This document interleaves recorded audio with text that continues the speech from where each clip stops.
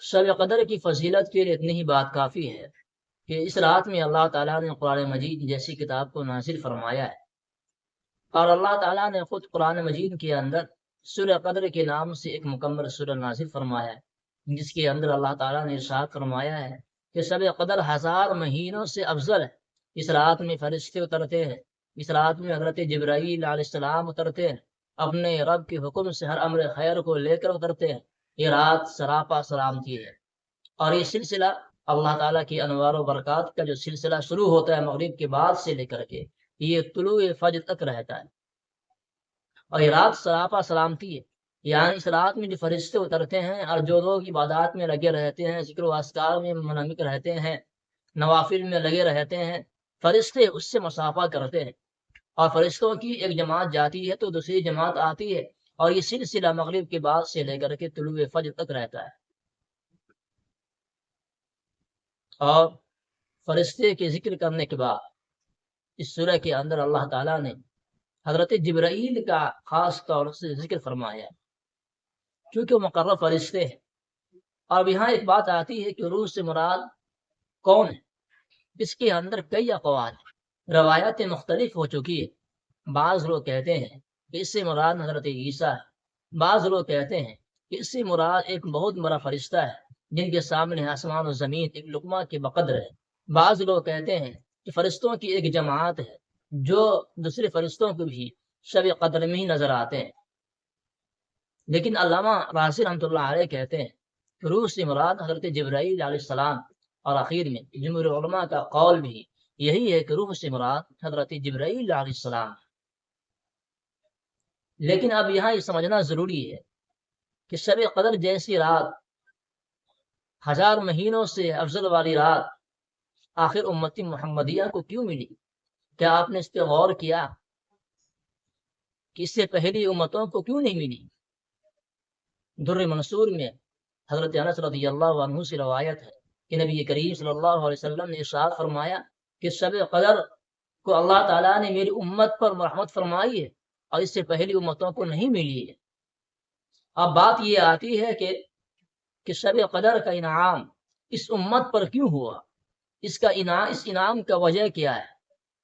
تو اس سلسلے میں روایات مختلف ہیں، کئی اقوال ملتے ہیں کہ نبی کریم صلی اللہ علیہ وسلم نے پہلی امتوں کی عمروں کو دیکھے تو بہت لمبی لمبی معلوم ہوئی، اور اپنی امتوں کی عمروں کو دیکھے تو بہت چھوٹی معلوم ہوئی، تو اللہ کے نبی کو رنج ہوا، تو حضرت جبرائیل علیہ السلام سورہ قدر کو لے کر کے نازل ہو۔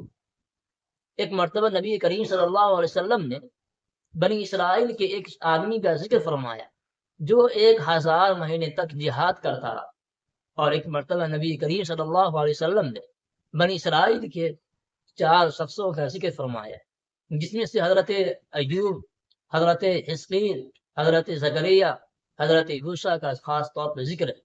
انہوں نے 80 برس تک اللہ کی عبادت کی، اور 80 عبادت کے دوران پلک بھی نہیں جھپکے۔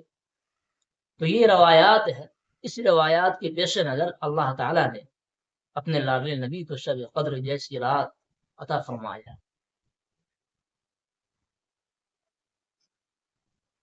اب یہاں یہ بات آتی ہے کہ شب قدر کی رات کون سی؟ تو اللہ کے رسول نے تو یہ فرمایا ہے کہ رمضان کی آخر 10 کی تاک راتوں میں اس کو تلاش کرو، 21 ہے، 23 ہے، 25، 27، 29 ہے، اس رات میں تلاش کرنے کا حکم دیا گیا ہے۔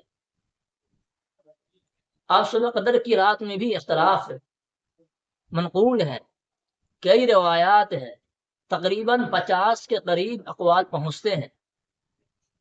بعض لوگ تو ایسے ہیں اس سلسلے میں یہ کہتے ہیں کہ شب قدر پورے سال دائر رہتی ہے۔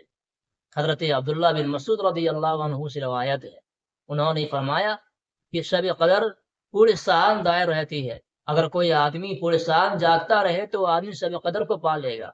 لیکن ابی بن کعب رضی اللہ عنہ سے روایت ہے کہ انہوں نے جو فرمایا ہے کہ شب قدر پورے سال دائر رہتی ہے، اس سے مراد یہ ہے کہ تاکہ ایسا نہ ہو کہ کوئی آدمی کہ ایک خاص رات میں جاگ جائے پھر اس کے بعد وہ غافل ہو جائے۔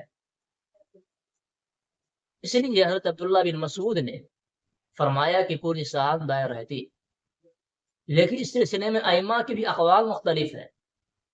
امام ابو حنیفہ رحمۃ اللہ علیہ نے فرمایا کہ شب قدر پورے سال دائر رہتی ہے، اور امام ابو حنیفہ رحمۃ اللہ علیہ سے دوسرا قول یہ ہے کہ پورے رمضان کی رات میں یہ دائر رہتی ہے۔ صاحبین یہ کہتے ہیں کہ یہ رمضان کے رات میں متعین ہے، لیکن یہ معلوم نہیں ہے کہ کون سی رات میں۔ امام احمد، امام مالک رحمۃ اللہ علیہ یہ کہتے ہیں کہ یہ رمضان کی اخیر اصلاح کی طاق راتوں میں ہے، اور یہ ہر سال بدلتی رہتی ہے۔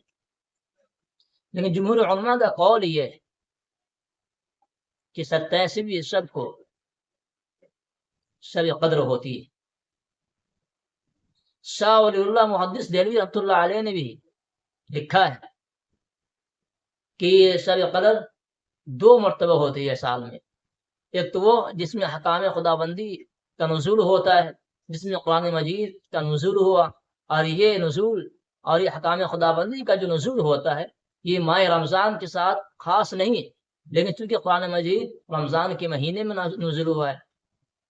اور دوسرے وہ جس میں خدا کی طرف سے انوار و برکات کا انتشار ہوتا ہے، جس میں فرشتے اترتے ہیں، شیاطین دور ہو جاتے ہیں، اور دعائیں کی جاتی ہے، دعائیں قبول ہوتی ہے، اور رمضان کی آخر اصلاح کی طاق راتوں میں شب قدر ہوتی ہے۔ تو یہ اقوال چونکہ مختلف ہے، لیکن اللہ کے رسول صلی اللہ علیہ وسلم نے ایک حدیث میں فرمایا ہے،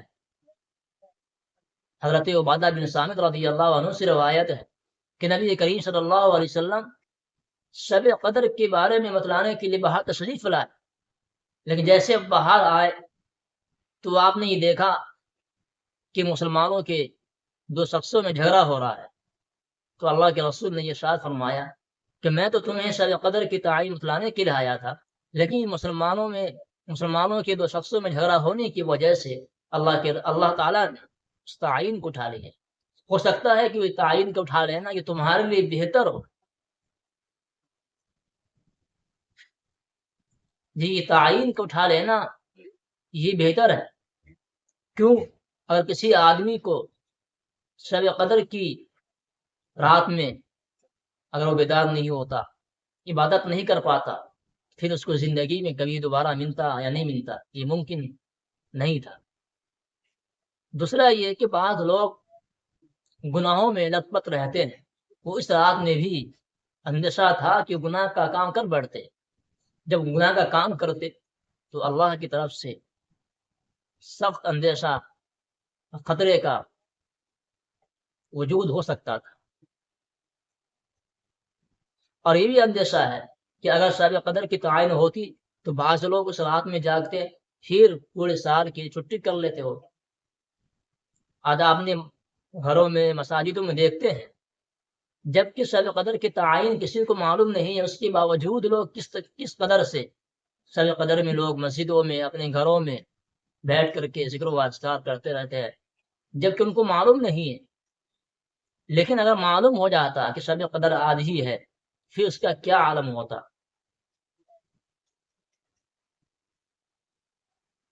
حضرت عائشہ رضی اللہ عنہا سے روایت ہے کہ نبی کریم صلی اللہ علیہ وسلم سے معلوم کیا ہے اللہ کے رسول، اگر مجھے معلوم چل جائے کہ شب قدر آج ہے تو میں اس دن کیا پڑھوں، کیا دعا مانگوں؟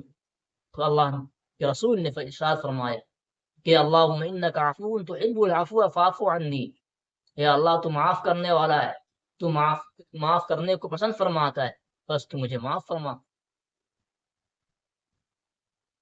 اور اللہ کے رسول صلی اللہ علیہ وسلم نے ارشاد فرمایا کہ جو آدمی ایمان کے ساتھ ثواب کی نیت کے سے اس رات میں عبادت کرے گا، اللہ تعالیٰ اس کے پیچھے تمام گناہوں کو معاف فرما دیں گے۔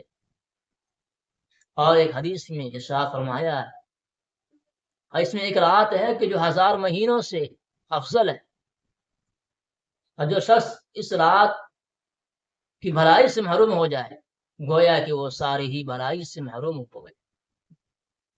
اور اس رات کی بھلائی سے وہی شخص محروم ہوتا ہے جو حقیقتاً محروم ہے۔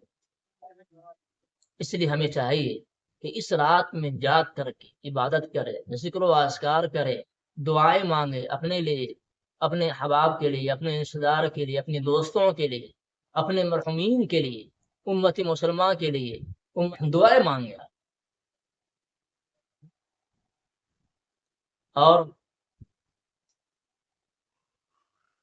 اس رات میں خرافات سے بچے، فواحشات منکرات سے بچے.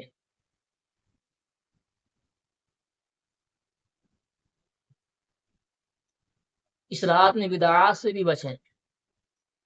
مسجدوں میں بیٹھ کر کے گپے مار رہے ہوتے ہیں، بعض لوگ نماز پڑھ رہے ہیں، بعض لوگ گپے مار رہے ہیں، جماعت بند بند کر کے مسجدیں جاتے ہیں. نوافل کے سلسلے میں آتا ہے کہ نوافل گھروں میں بیٹھ کے ادا کریں. اگر گھر میں پڑھنے میں پریشانی ہے، دقت ہے، ٹھیک ہے مسجد چلے جائیں. لیکن جماعت در جماعت جا رہے ہیں، عبادات میں خلل پیدا ہوتا ہے، اس سے اجتناب کریں، دوسروں کو بھی اس سے بچنے کی تلقین کریں.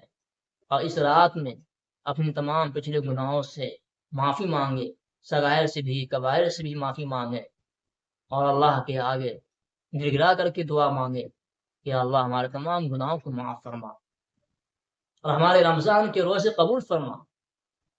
یہ دعائیں کرنے کے ہوتے ہیں.